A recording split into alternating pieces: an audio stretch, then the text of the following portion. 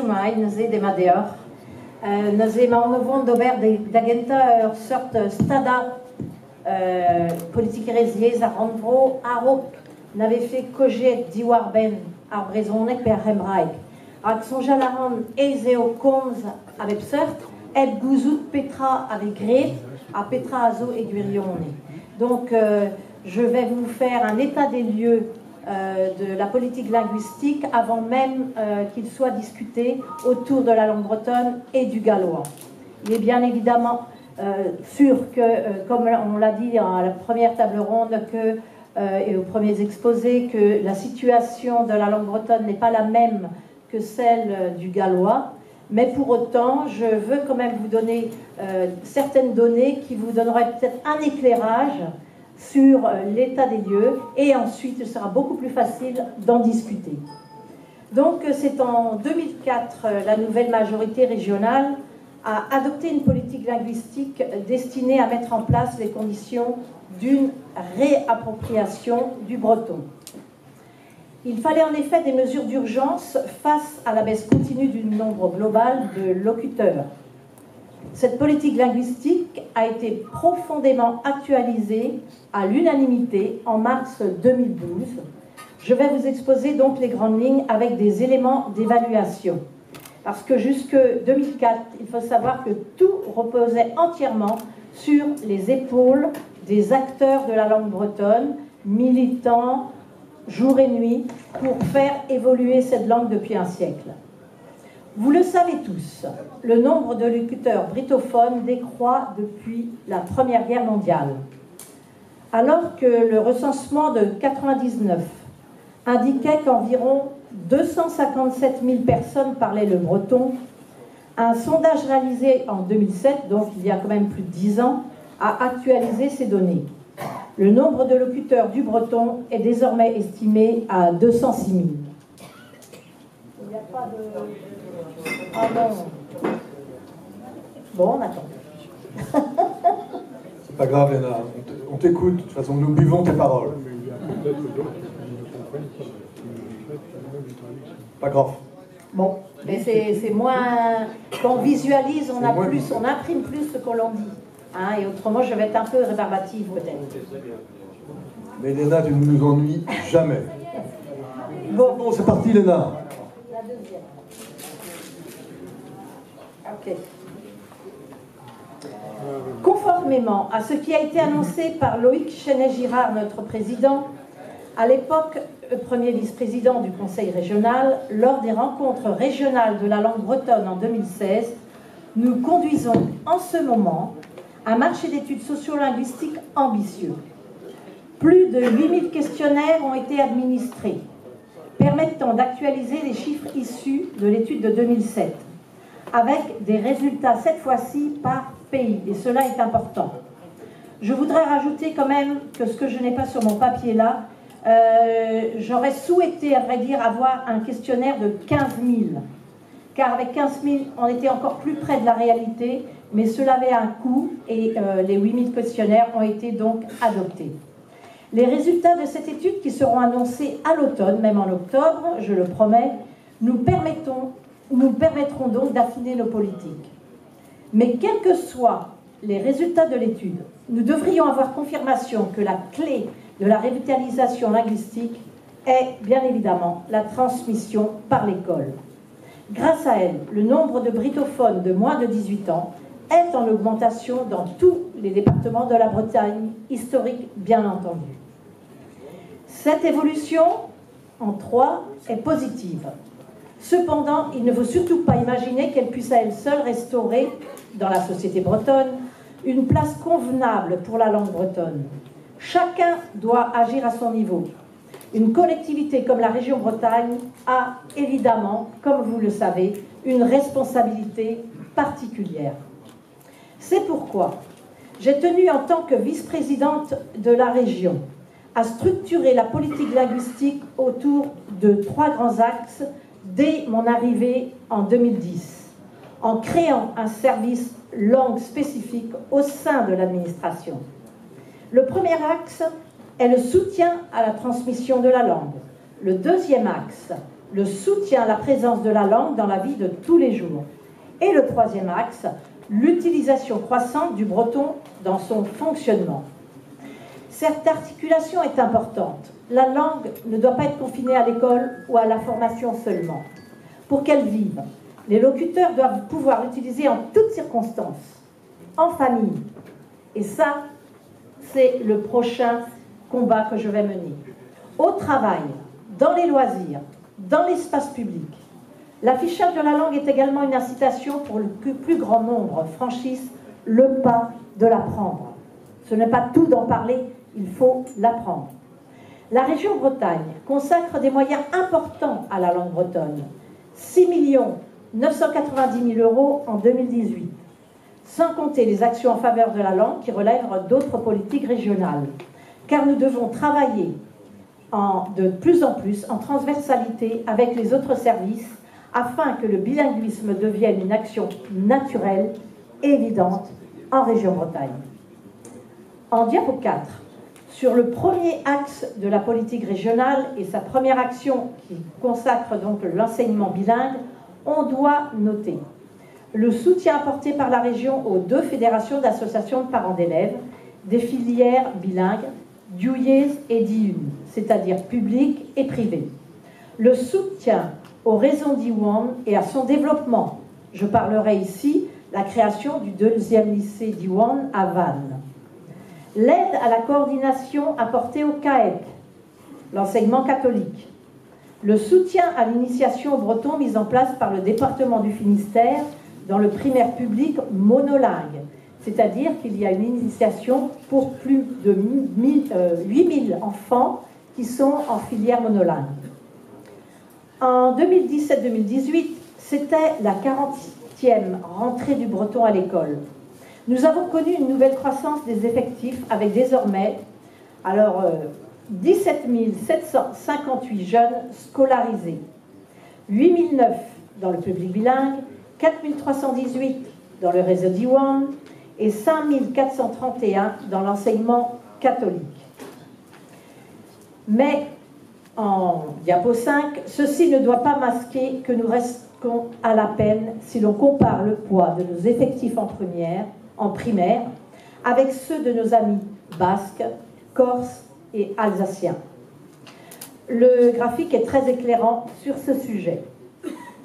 S'il faut tout de même relativiser ces taux par rapport à la taille des populations, bien plus réduite pour la Corse et le Pays basque, réduite également pour l'Alsace, nous sommes quand même 4 600 000 en Bretagne historique, il faut quand même considérer qu'avec potentiellement un jeune sur 32 seulement à connaître la langue bretonne, nous ne pouvons disposer de la masse critique nécessaire à une pratique sociale de la langue plus en...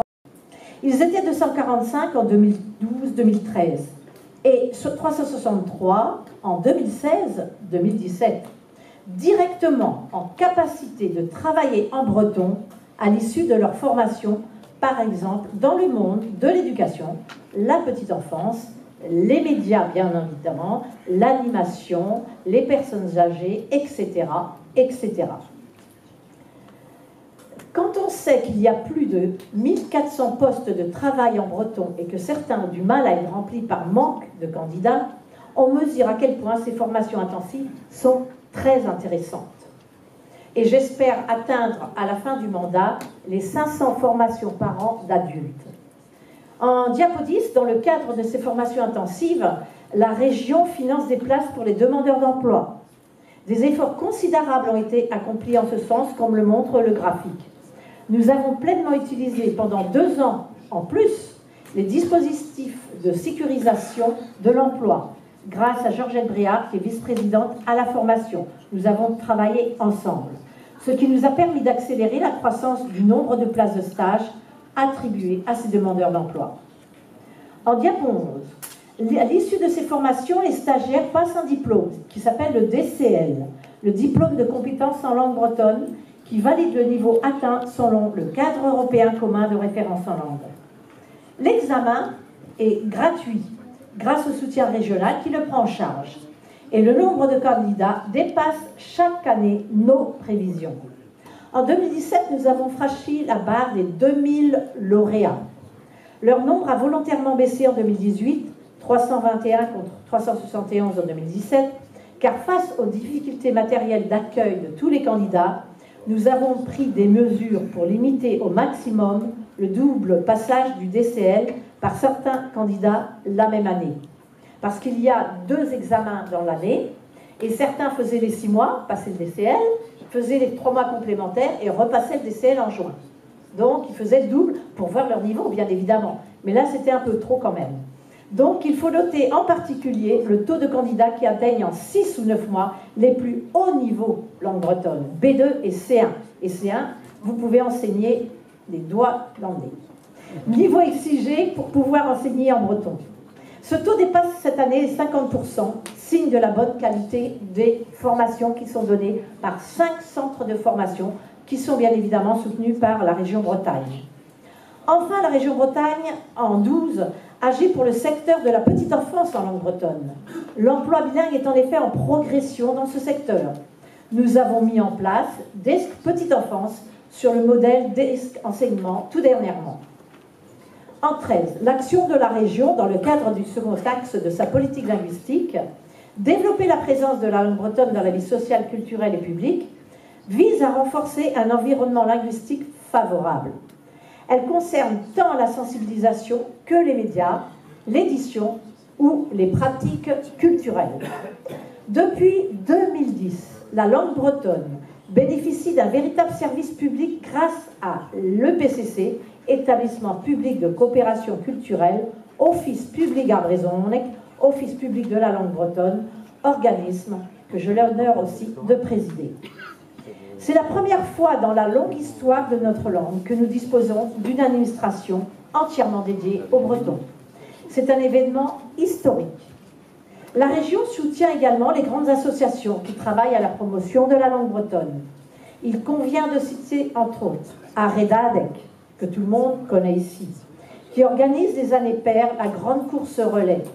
1730 km cette année, à travers toute la Bretagne, afin de récolter des fonds pour Diwan et de soutenir des projets structurants portés par d'autres structures, ainsi que Mignonnet d'Arbrézonec, qui, entre autres projets, organise Gouelbrodel Arbrézonec les années impaires, c'est-à-dire l'année prochaine. Les ententes de pays, qui certaines sont historiques depuis les années 70, fédèrent les associations culturelles, éducatives, sportives de leur territoire. Pour la région, ces associations sont très importantes, car elles mènent au quotidien des actions de sensibilisation au plus proche des gens, sur le terrain. La région soutient d'autre part les activités de loisirs en breton pour les enfants. Le contexte des colonies de vacances n'est pas bon en général, mais le nombre de jours d'activité soutenus se maintient entre 4 000 et 5 000 par an depuis 2009. C'est très important, car c'est une illustration du fait que la volonté régionale de donner une place à la langue hors de l'école répond à une demande sociale réelle. Par ailleurs, le soutien au BAFAD, diplôme d'animation des encadrants en breton, permet aux jeunes et à leurs parents d'économiser 100 € par stage. C'est important pour pouvoir renouveler la ressource humaine britophone dans le domaine de l'animation. En diapo 15, vous pouvez voir la présence de la langue dans les médias. C'est un enjeu fort pour son avenir comme outil de communication. La région privilégie 2 axes. Les radios tout d'abord. Pour 2007, cela représente une aide régionale de près de 500 000 €. Arvorique FM, Radio Kerney, Radio Broguenet et Radio Kreisbreis sont regroupés au sein de la fédération Bruda à Skignan, qui produit un journal quotidien d'information en langue bretonne. Nous avons commencé à accompagner en 2017 Radio Kerney aussi, pour sa réponse à l'appel à fréquence du CSA sur la RNT. Le dossier a retenu, il a été retenu toute notre attention et a été retenu, en fin de compte, il y aura bien une radio en breton à Nantes. Je pense que la Loire-Atlantique en est consciente et nous l'espérons à Rennes quand les fréquences seront ouvertes d'ici peu. En diapo 16. Je ne sais pas si vous voyez bien en dessous. Hein.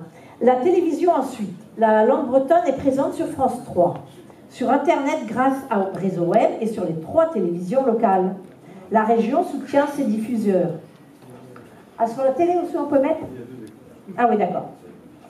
Mais la diffusion doit être complétée par la production d'œuvres nouvelles de qualité qui permettront de rendre attractive la langue bretonne auprès de tous les publics.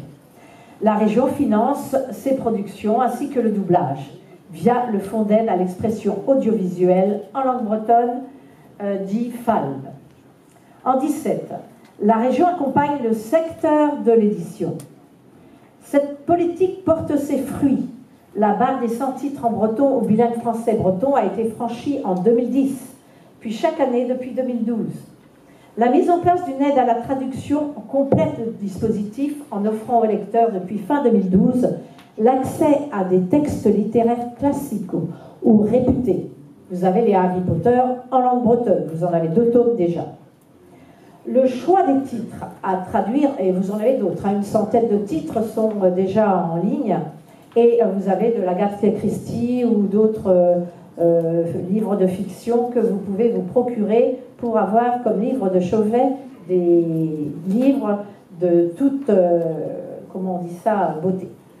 Le choix des titres à traduire révèle une priorité donnée aux livres qui intéressent les jeunes et les jeunes adultes surtout, qui manquent justement d'ouvrages. 26 ouvrages ont été traduits ou sont en cours de traduction sur cette liste en 2 ou 3 ans. Enfin, la région soutient activement le théâtre en langue bretonne qui reprend du poil de la bête, je dirais. Activité qui connaît une nouvelle jeunesse, notamment grâce à l'initiation en milieu scolaire.